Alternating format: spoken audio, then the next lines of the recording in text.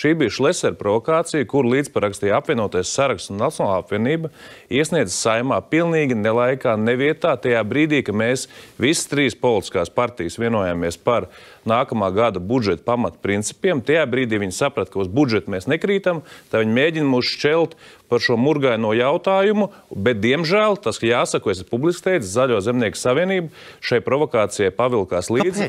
Kāpēc viņi tā pavilkās? Man ir skaidrojums sekojuši. Es domāju, ka vislabāk to ir pateikusi Saeimas priekšsēdētāja Daiga Mieriņa, kas pārstāv Zaļo zemnieku savienību, kura nebalsoja šajā balsojumā. Viņa teica, es negribu piedalīties šajā visā priekšvēlēšanu kampaņā. Kas tā ir?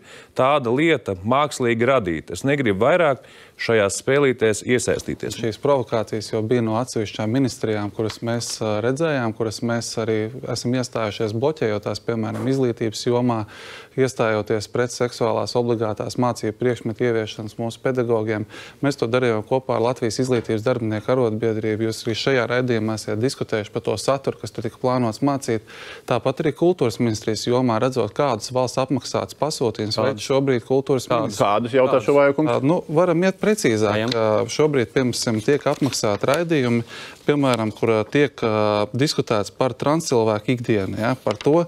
Jums šķiet, ka piemērot parlamentu rīcību ir piemēram, par to. Stambulas konvencijas denonsēšanu, piemēram, par to, kāda nebināra cilvēka ikdiena. Lūdzu parādīt jebkāda veida cēloņu sakarību starp šo raidījumu, ko jūs minat, un starp Stambulas konvenciju. Lūdzu, paskaidrojiet man, lūdzu, paskaidrojiet šo cēloņu sakarību. Tiešā veidā tā cēloņu sakarība ir tāda, ka atbalstot Stambulas konvenciju arī tika leģitimizēts šāda te veida darbības. Kādā veidā?